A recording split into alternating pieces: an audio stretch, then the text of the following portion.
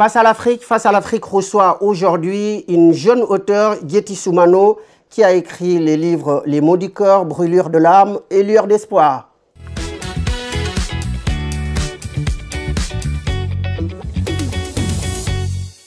Mesdames, Messieurs, bonjour. Bonjour, vous êtes sur Afrique 1 dans l'émission Face à l'Afrique. Nous recevons aujourd'hui une jeune auteure, Diéty Soumano. Bonjour madame. Bonjour. Merci d'avoir accepté notre invitation. Donc vous êtes écrivaine, mais avant de rentrer dans le vif du sujet, nous vous demandons de bien vouloir vous présenter à nos téléspectateurs face à la caméra. Alors bonjour à tous, je me présente, moi c'est Diéty Soumano, plus connue sous le nom de Diéty Soumano, qui est un surnom que je me suis approprié pour mes écrits. Comme monsieur vous l'a si bien dit, je suis auteur de Lueur d'espoir qui est paru en 2018 chez l'Harmattan Mali, également de Brûlure de l'âme qui est également paru chez l'Harmattan et de Lueur d'espoir. Cette année, j'ai décidé de m'auto-éditer pour changer de cela. Je suis également étudiante. J'ai fait des études de journalisme depuis mon arrivée ici, plus précisément à Montpellier, au HEJ, Haute École de journalisme. Très bien, merci beaucoup d'être venu sur notre plateau. Donc vous avez écrit 3 livres et nous allons donc parler de ces 3 livres. Donc est-ce que, d'abord on commence, est-ce que qu'est-ce qui vous a motivé à l'écriture? Alors, depuis toute petite, j'aime déjà ça parce que je me rappelle que j'envoyais tout le temps des tas de lettres à mes grands-parents pour leur raconter ce qui se passe pendant mes journées. Et après, à travers ça, j'ai toujours été aussi une petite fille où, même pour demander un stylo ou pour dire ce que je ressentais, fallait que je l'écrive. Je pouvais pas me tenir face à quelqu'un pour dire, tu m'as fait ça, tu m'as fait ci, ça m'a blessée. Et après, j'ai perdu mon grand-père paternel et quand je l'ai perdu, ça m'a fait un réel choc. Et à travers ça, je me rappelle, j'ai écrit mon tout premier poème que j'ai fait lire à un oncle que je tiens à remercier s'il passe par là. Et c'est lui qui a lu mon tout premier poème. Il m'a dit, ma fille, tu as vraiment un don, il faut que tu écrives. Comment il s'appelle l'oncle? Il s'appelle Zoudiabati. Zoudiabati, d'accord. Et donc, est-ce que dans la famille, il y a quelqu'un qui est écrivain dans la famille, papa, maman, un oncle, non? Non. En ça, ma famille, je ne rentrerai pas trop dans les détails, mais en tout cas, on m'a dit quand j'étais petite que mon papa, il aimait vraiment écrire et qu'il paraissait dans une chaîne de radio où il lisait ses poèmes aux téléspectateurs. Du coup, je pense que ça vient un peu de lui. D'accord, donc c'est presque un héritage en quelque sorte. C'est ça, je dirais. Alors, donc, on va parler des livres. Donc, vous en avez écrit 3. Et on commence d'abord par le tout premier, Lueur d'espoir. Donc, ça parle de quoi, Lueur d'espoir? Lueur d'espoir, je dirais que c'est un brouillon, mais si je dis un brouillon, ce que je veux dire, c'est que quand vous allez lire Lueur d'espoir, vous allez vraiment voir l'âme d'une petite fille qui aime vraiment écrire et surtout qui a tellement d'amour dans son cœur qu'il veut le partager à ceux qu'elle aime. Et voilà, ça parle d'amour. J'essaie surtout au fait de dire à ceux que j'aime combien je les aime, combien j'ai peur de les perdre. Et surtout, je parle de mon amour pour la poésie et surtout des moments où j'étais pas bien. Mais la poésie, il y a même un poème où j'ai dit que je me sentais comme mariée à la poésie. Et voilà, j'ai aussi énuméré un poème sur mon autre grand-père, Boudi, qui est le petit frère de ma grand-mère maternelle. J'étais très, très proche de lui. C'est vraiment celui qui, après mon oncle, a vraiment cru en moi, m'a vraiment poussée. Et la première fois que j'ai mise dans ma tête qu'il faut que je devienne auteur, vraiment, ça vient de lui. Il m'a dit, un jour, tu vas devenir auteur, un jour, tu vas devenir une grande personnalité, on va parler de toi.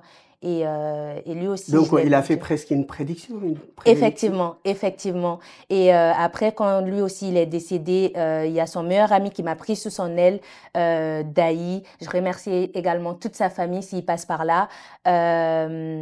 Il a également cru en moi, il m'a pris sous son aile. Je me rappelle qu'à chaque fois qu'il y avait des émissions, il m'amenait là-bas pour que je présente mes différents poèmes. Et quand Lueur d'espoir est sorti, c'est avec lui que j'ai tout fait au fait. Et dès que c'est sorti, ben, il m'a dit, ben, on va préparer un lancement avant que tu ne viennes en France, parce que je suis venue ici fin 2018. Mais malheureusement, vu que lui, c'était un homme politique, il faisait partie du mouvement politique de Soumaïla Cissé, si je ne me trompe pas. Un jour, au fait, ils sont partis dans un village pour faire... la campagne. Voilà, oui, c'est ça. Et ils ont fait un accident de voiture. D'accord. Et maintenant, donc Lueur d'espoir, ça vous l'avez écrit avant de venir en France alors? C'est ça, parce que en fait, Lueur d'espoir, c'est des poèmes en fait que j'écrivais au fur et à mesure. Vraiment au fur et à mesure et qui sont restés au fait. Et après, ben, je les ai tous réunis quand j'ai rencontré Aminata Bouré. C'est aussi une écrivaine. C'est celle qui a écrit Tremper la plume dans la plaie. Et c'est vraiment une grande sœur à moi que je tiens aussi à remercier. Et dès que je lui ai dit que j'écrivais, elle m'a dit « Ah ben, t'as combien de poèmes ?» Et vu que j'en avais vraiment beaucoup en stock, elle m'a mis en relation avec l'Harmattan et c'est comme ça que Lueur d'espoir est venue. Est venue. Très bien. Alors, donc, ensuite, on passe au deuxième, donc, Brûlure de l'âme. D'ailleurs, pourquoi ce titre Lueur d'espoir d'abord? Alors, ce titre Lueur d'espoir, vraiment parce que quand j'ai mes poèmes pour moi, c'était vraiment des espoirs à ces moments-là, dans ces moments de ma vie, parce que j'ai toujours été une petite fille, je dirais, dépressive. Bah, c'était pas, enfin, c'est aujourd'hui que je dis ça, mais à ces moments-là, je pensais pas que c'était ça. Vous ne vous rendez pas compte de ça? C'est ça, de ça, mais j'ai toujours été une petite fille où je pleurais, tantôt je me sens bien, tantôt je me sens mal. Et après, il y avait beaucoup de choses et la poésie, c'était vraiment une lueur d'espoir pour moi. Pour vous, d'accord. Oui. Donc, un échappatoire en quelque sorte. Exactement. Alors, donc, on passe maintenant au deuxième livre qui est Brûlure de l'âme. Donc, Brûlure de l'âme parle de quoi alors? Brûlure de l'âme, c'est un roman que j'ai écrit également à un moment où j'étais vraiment pas bien. Et c'est un roman qui parle des fracas du premier amour. Ah bon, donc vous avez été victime? C'est ça. Et voilà, du coup, vu que ça m'est arrivé, bah, je me suis dit qu'il faut que j'en parle parce que je sais qu'il y a beaucoup de gens qui sont mal, qui sont victimes de l'amour, voilà, qui sont passés par là et qui vont se retrouver dans mes écrits et que je réussirai à mettre les mots sur ce que les autres n'arrivent pas à expliquer. Et c'est ça vraiment mon combat. Je me rappelle même durant mes études de journalisme, quand on me demandait c'est quoi ton objectif, je leur disais, ben, j'aimerais être la voix des Africains ici. Et c'est sur cette même lancée que j'ai... Donc la voix des sans-voix. Exactement, à travers mes écrits, à travers tout ce que je ferai dans l'avenir. Alors, donc Brûlure de l'âme, donc, parce que là, c'est symbolisé par un œil qui pleure.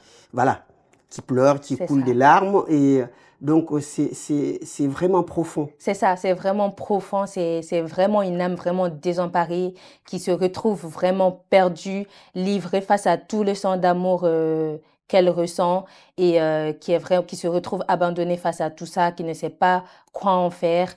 Et qui est surtout privée au fait de l'explication parce que s'il y a bien une chose qui est pire pour l'être humain, c'est vraiment le silence, le laisser dans l'incompréhension totale. Du coup, je rémunère tout ça au fait dans mon livre. Donc vous parlez quasiment de vous-même, quoi. Vous avez traversé ces moments-là? Si, j'ai traversé ces moments, ça parle de moi, mais en même temps des expériences de d'autres personnes que je connais, que je côtoie. Du coup, Brûlure de l'âme, c'est...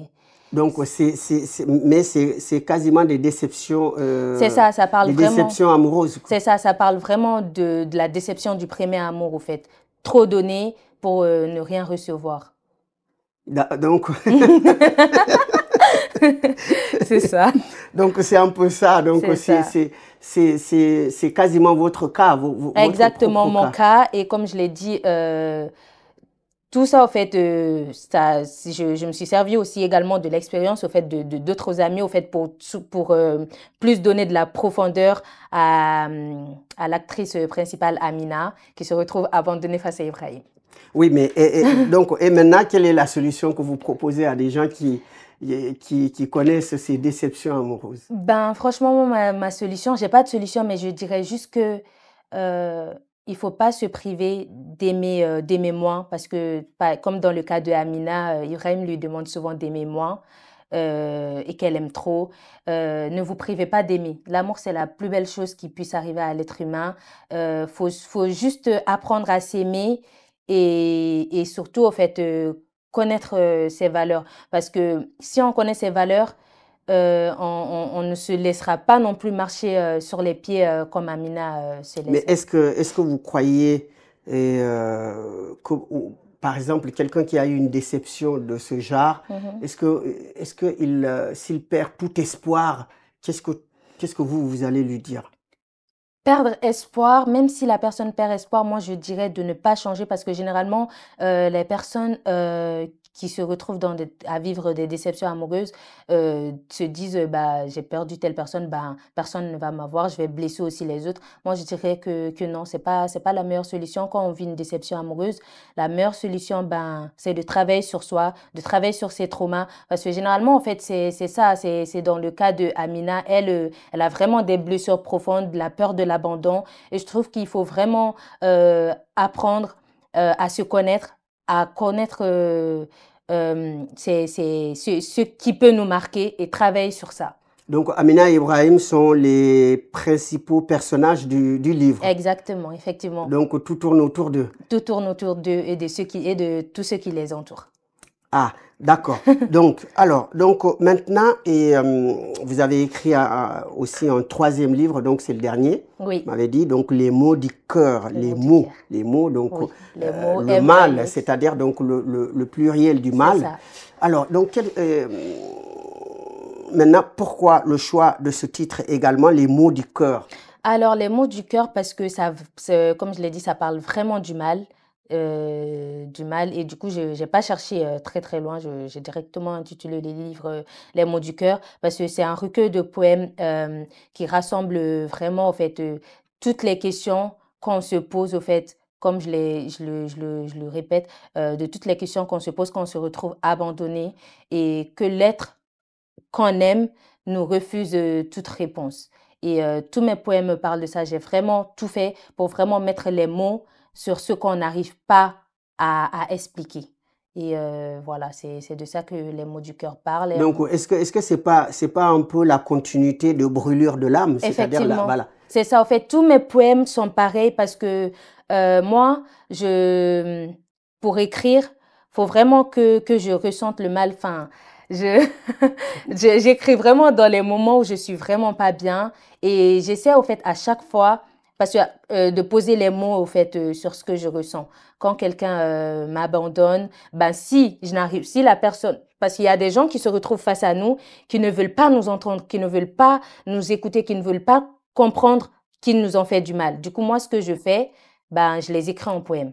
J'écris en disant tu m'as fait ci, je te pardonne. J'essaie vraiment de mettre des mots sur ça. Et très très généralement, on a très très mal au cœur parce que oui, tout ça nous fait mal.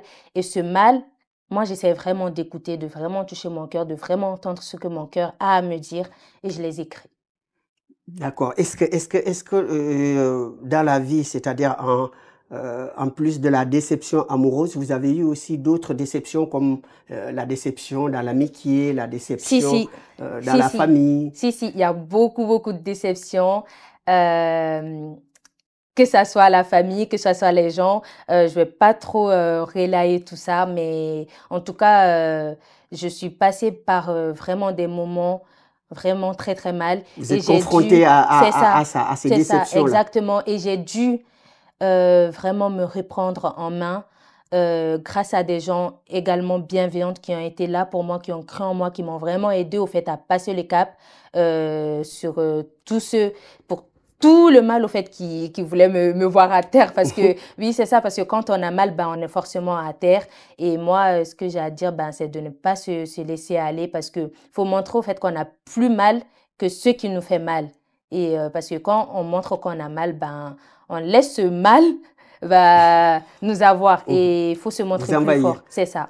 Donc, mais comment on peut caractériser Getty Soumano? C'est une femme forte, c'est une femme sensible, c'est une femme fleur, c'est quoi? Comment on peut caractériser Getty?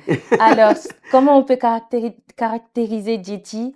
Une femme douce, une femme sensible, très, très, très sensible, parce que même quand quelqu'un me raconte ses problèmes, si je peux soulager la personne, je le ferai. Le problème des autres, c'est directement mes problèmes. Et oui, je dirais une femme très, très sensible et surtout une femme très, très amoureuse. Une femme qui aime donner, une femme qui veut être aimée. Qui aime partager. Voilà. Qui veut être aimée, mais qui veut aussi donner. Exactement. Je suis une femme qui veut vraiment aimer, qui veut vraiment donner. Et parce que je trouve ça beau et je pense que je suis comme ça en fait. Dieu m'a créée comme ça. Et voilà. C'est votre nature. C'est ça, c'est ma nature. D'accord. Donc, et maintenant, vous pensez écrire encore en autre? C'est quoi le prochain alors? Si, je continuerai toujours à écrire. Je m'arrêterai jamais parce que si je m'arrête à écrire, je pense que ça sera ma fin. Écrire pour moi, c'est vraiment... C'est un échappatoire. Un échappatoire, effectivement. Et plus que ça, en fait, écrire, c'est... Je ne saurais même pas comment décrire ça, en fait, mais tellement c'est ancré en moi, tellement j'aime ça. Et parce que je partage. Et ce que j'aime le plus, au fait, dans tout ça, c'est que j'ai reçu des témoignages de mon livre, Brûlure de l'âme, et également des mots du cœur, où vraiment beaucoup de gens me disent, au fait, que j'ai vraiment réussi mon objectif. J'ai vraiment réussi mon objectif, mettre les mots sur les blessures, sur les choses, au fait, qu'on n'arrive pas à expliquer. Et c'est ça mon objectif, au fait. Je veux parler pour les autres dans mes écrits. Et dans les mots du cœur aussi, c'est pareil. Pareil pour Brûlure de l'âme. Lueur d'espoir, en tout cas, j'écris que pour moi. En tout cas, en tout cas, quand vous allez lire Lueur d'espoir, vous verrez l'âme d'une petite fille qui aime écrire. Oui, donc après ces déceptions, donc maintenant, Getty est-il maintenant, elle s'est assagie, elle est maintenant fixée avec quelqu'un et ça marche super bien. Alors là actuellement, Getty essaie de guérir de beaucoup de traumas, de beaucoup de choses auxquelles elle est toujours confrontée, mais elle essaie de se montrer plus forte que tout ça. J'essaie d'avancer, j'essaie surtout de croire en moi parce qu'il y a eu beaucoup de moments où, comme je l'ai dit, j'ai eu des personnes bienveillantes. À chaque fois que je m'exprime, on me dit « Mais tu t'exprimes bien, ça se voit que tu as du talent, mais j'ai l'impression qu'il y a quelque chose qui te bloque, tu ne crois pas suffisamment en toi. » Et aujourd'hui, j'essaie vraiment de... Est-ce que vous croyez en vous? Est-ce que vous êtes... J'essaye. Ouais. J'essaye. Aujourd'hui, j'essaye. Je vois, quand on me parle, je vois pas complètement ce que les gens me disent, mais j'essaye de voir, j'essaie vraiment, en fait, de m'élever. Et j'essaie, en fait, tout ce que j'essaie, c'est d'être forte, d'être encore plus forte que mes problèmes. Alors, donc le Mali qui vous a vu naître, alors, qu'est-ce que vous pensez du Mali? C'est un très, très beau pays parce que je suis née là-bas, j'ai grandi là-bas, dans une grande famille, la grande famille à l'ancienne où tout le monde vit ensemble, les tantes, les oncles, les grands-parents, on est tous ensemble. Du coup, le Mali, c'est que l'amour, au fait. C'est juste ça et la solidarité parce que quand tu es au Mali, même quand tu es au plus bas, même quand tu crois que tu peux, par exemple, t'asseoir, tu te dis, j'ai pas... Comment je vais manger? J'ai pas à manger. Je vous promets qu'il y aura même un voisin ou quelqu'un à qui peut-être t'as tendu la main que toi t'as oublié qui sera là. Et donc c'est la solidarité. C'est ça, c'est plus que la solidarité au Mali. Au Mali, c'est la famille au fait. Tout le monde se connaît, tout le monde on s'aide les uns et les autres et c'est ça. C'est plus que la solidarité au Mali. Franchement, c'est vraiment un pays que j'aime beaucoup, mais qui a aussi des problèmes où par exemple, le cas du mariage forcé qui est toujours d'actualité. Et d'ailleurs, dans les mots du cœur, j'ai essayé de pas directement mettre le mot sur le mariage forcé, mais où j'ai vraiment essayé de parler à la place au fait des femmes qui se retrouvent, comment dire, muettes, qui se retrouvent, qui n'ont pas le droit de choisir. On choisit pour elles et alors que c'est pas spécialement ce qu'elles veulent. Du coup, j'essaie vraiment de mettre des mots sur ça dans l'un de mes poèmes. Et surtout la dépression, qu'on n'en parle pas suffisamment dans notre pays. Donc, aujourd'hui, par exemple, en tant que femme, ça sera ma dernière question. Et qu'est-ce que vous pensez? Donc, vous avez dit qui est donc le mariage forcé. Il y a aussi l'excision. Il y a également donc la dépression que vous avez parlé. Donc, avec votre regard de femme, que pensez-vous donc de ces mots auxquels les femmes sont confrontées? Avec mon regard de femme, je dirais que on a tous le droit de choisir, surtout la femme. On n'a pas le droit de lui imposer quelque chose.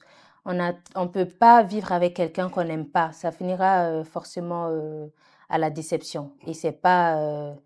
Et les parents ne sont pas très très souvent à l'écoute face à ça. Il y a des parents qui peuvent regarder leur enfant se faire battre dans leur foyer, se faire maltraiter et rabaisser, mais tout ce que eux ils veulent, c'est que leur enfant ne leur fasse pas honte, que l'enfant les écoute, que l'enfant reste dans leur foyer. Moi, je trouve qu'on est en train d'avancer.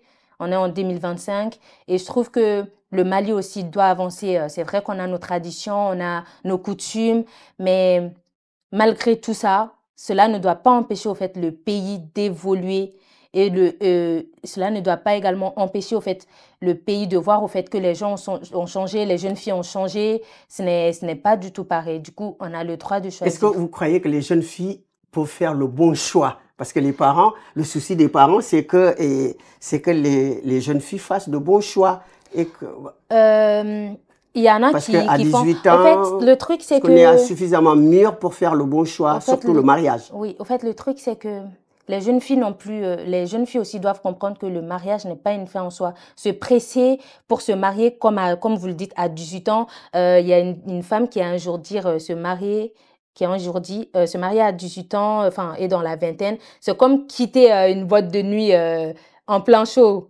Et faut surtout au fait que les jeunes filles apprennent à se connaître, à vivre et surtout à réaliser leurs rêves parce qu'on a tous des rêves. Tu ne peux pas vivre et dire au fait que tu n'as pas de rêve. Il faut vivre ses rêves et surtout ne pas s'accrocher à un homme parce que si tu t'accroches à un homme, tôt ou tard, au fait, il ira voir ailleurs, il va se lasser. Il faut dépendre de soi-même, il faut être indépendante et vivre ses rêves. Et le reste viendra après. De toute façon, quand ton heure arrivera, c'est ton heure. Toi-même, tu n'y pourras rien, tu vois.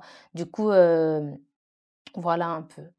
Faut vivre de ses rêves et on ne doit pas, en fait, les obliger. Et pour également le choix, c'est vrai que je dirais au fait qu'on ne sait pas réellement quand on fait le bon choix ou pas. En tout cas, quand on sait dans notre cœur, telle personne, je l'aime. Parce qu'au fait, c'est quand tu aimes quelqu'un que tu peux vraiment affronter les choses.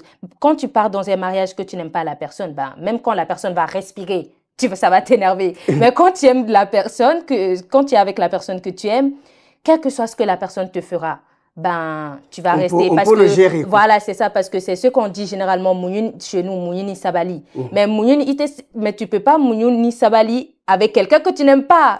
En tout cas, moi, personnellement, je pourrais pas. Par exemple, les jeunes filles qui disent, mariage de raison, ou, faut suivre quelqu'un qui t'aime. Moi, personnellement, je conseille pas ça. Faut aller avec quelqu'un que tu aimes. Il faut que ça soit réciproque. Exactement, faut que ça soit réciproque. En tout cas, moi, j'irai toujours avec la personne que j'aime. Je n'irai pas avec quelqu'un que je n'aime pas. Pour la raison? La raison, c'est que je peux pas. Je pourrais pas vivre éternellement avec quelqu'un que je n'aime pas. Comme je l'ai dit, je suis une très, très grande amoureuse de l'amour. L'amour, c'est vraiment quelque chose d'important pour moi. Et du coup, je me comprends, je me connais. Et je sais que si je suis quelqu'un que je n'aime pas, il y a des choses que je ne pourrais pas endurer. Même quand la personne va rester à côté de moi, quand je l'ai dit, ça va m'énerver. Je ne pourrais pas. Du coup, pour savoir quand on a fait le bon choix ou pas, il faut quand même aller. Faut quand même aller. Si tu vas, au moins, même si ça n'aboutit pas comme tu le pensais, au moins tu auras pris de l'expérience. Tu vois, on ne perd jamais. Quelle que soit l'expérience, tu en ressors toujours gagnante, au fait. Du coup, en tout cas... Que pensez-vous du divorce, par exemple? Parce qu'il y en a beaucoup ici Le en divorce, Europe. franchement, ça dépend, ça dépend. Et quand je dis que ça dépend, je pourrais pas trop me prononcer sur ça parce que j'ai jamais été mariée, j'ai jamais été fiancée. Mais en tout cas, si tu sais que tu peux tolérer des choses, faut rester. Mais si tu sais aussi que tu peux pas, faut partir parce que à un moment donné, faut partir. Comme par exemple le fait d'accepter que ton conjoint te frappe. Non, non, ça, une fois, même une petite gifle, faut partir parce que ça commence toujours comme ça, au fait. La violence C'est conjugale. ça commence toujours comme ça. Du coup, moi, je pense que la violence conjugale, c'est vraiment quelque chose euh, à ne pas tolérer, vraiment. Et comme le cas de la tromperie, il y en a qui disent, bah, si il te trompe et que toi tu pars, bah, tu vas quand même aller te marier à un trompeur parce qu'ils sont tous des trompeurs. Moi, je me dis, si tu sais que tu peux passer sur sa tromperie, tu peux rester. Mais si tu peux pas, faut partir. Parce que moi, personnellement, je suis quelqu'un, quand tu me fais quelque chose, ça reste dans une partie de ma tête. Même si je reste, je vais ça va se transformer en trauma pour moi. Du coup, ce qui fait que je vais tout le temps avoir peur au fait que ça se reproduise. C'est comme quand quelqu'un se fait tromper ou que quelqu'un se fait quitter, ben à force, au fait, la personne va avoir le trauma, comme le cas de Amina dans Brûlure de l'âme. Au fait, elle a des traumas, au fait, de la peur de l'abandon. Du coup, à force, au fait, la personne ne sera pas tranquille. Et moi, je pense que déjà, le fait tu es avec quelqu'un, même si tu l'aimes, toi, tu as la peur constante au fait que la personne te quitte ou que la personne te trompe. Ça, déjà, c'est pas bon pour ta Et tranquillité quelle est la d'esprit. ligne rouge pour Yeti? Alors, si elle est mariée, qu'est-ce qu'on ne doit pas faire? Enfin, qu'est-ce qui peut la faire divorcer? La ligne rouge qu'on doit pas franchir. C'est-à-dire, c'est soit la tromperie ou la violence ou la Je sais. misère. Par exemple, la situation a tourné et puis ça va très très mal. Alors, moi, je suis très, très tolérante, franchement. Même mes amis me le disent. Tu peux même me marcher sur le pied. Je te dirais pas que tu m'as marché sur le pied, que ça me fait mal parce que je me dis, bah, peut-être t'as pas fait exprès. Bah, si je te le dis, tu vas te sentir mal. Enfin, je pense toujours au fait aux autres avant moi. Du coup, je suis très, très tolérante. Du coup, je pense que la seule chose qui pourra me faire un jour partir de mon ménage, c'est le fait que je ne suis pas bien. Enfin, dans ma tête, j'ai la peur constante que ce que tu as fait, tu recommences encore. Je pense que c'est ça parce que au jour d'aujourd'hui, comme je l'ai dit, j'essaie vraiment en fait d'être en paix avec moi-même et de travailler au fait sur Donc, mon quel que mental. soit le problème, Yeti peut pardonner. C'est ça. Dieu, tu peux pardonner, mais ce que je peux pas pardonner, c'est de marcher au fait sur ma santé mentale. Parce que dès que je suis pas bien, ben, on sera pas tranquille dans la maison, au fait. Parce que même quand tu vas sortir, je vais dire, ah, tu vas aller me tromper. Enfin, cette tranquillité, je peux pas. Je peux pas. Faut Mieux vaut partir que de rester folle dans un faut que vous ménage. soyez rassurés constamment. C'est ça, exactement. Et c'est mon plus grand problème parce que je pense que les hommes aujourd'hui, ils n'ont pas suffisamment cette patience, s'asseoir, écouter sa conjointe. Enfin, mais voilà, mais ça viendra. Je trouverai quelqu'un. D'accord. Donc, on me signale à la régie qu'on arrive bientôt, parce que c'est très intéressant l'échange. Ouais. Et je présente vos livres. Donc, voilà, les mots du cœur, brûlure de l'âme, lueur d'espoir. Voilà les 3 livres écrits par Yeti Soumano, qui est sur le plateau, une jeune écrivaine d'origine malienne. Donc, Yeti, je vais vous demander donc de regarder la caméra et de nous donner le mot de la fin. Je remercie déjà toutes les personnes qui vont regarder cette émission. Je remercie Monsieur Soli qui m'a invité parce que c'est vraiment un grand pas pour moi, pour ma carrière, parce que je suis en pleine construction de ma carrière et j'essaie vraiment d'aller très très loin. Je remercie toutes les personnes qui ont cru en moi, dont je ne citerai pas les mots, mais dont je suis sûre se reconnaîtront. Je remercie également ma meilleure amie, Noumouni, qui se trouve là, qui m'accompagne partout où je vais. Un grand bisou à toute la famille de Daï et également à Boudi, même s'il n'est pas là, mais je l'embrasse fort quand même. Et surtout, ce que j'ai à dire, c'est que ne cessez jamais de croire en vos rêves, quel que soit ce que vous vivez, même si vous vivez à la rue, croyez en vos rêves, levez-vous parce que c'est ce que je fais, j'essaie d'être un exemple pour vous et surtout allez acheter les mots du cœur et j'attendrai également vos témoignages. Merci. Je vous remercie donc Madame Soumano d'être venue sur notre plateau, donc une femme gaie hein, et très très souriante. Et donc je vous conseille de lire ses livres. Hein. Elle en a écrit 3 et donc les voilà. Et donc vous pouvez. Comment on peut avoir les livres alors? Tous les 3 sont sur Amazon. Dès que vous taperez Djeti Soumano, vous verrez les 3 livres sur Amazon. Et franchement, ils sont vraiment abordables. Hein. Surtout les mots du cœur. C'est à 10 € seulement. Du coup, allez-y.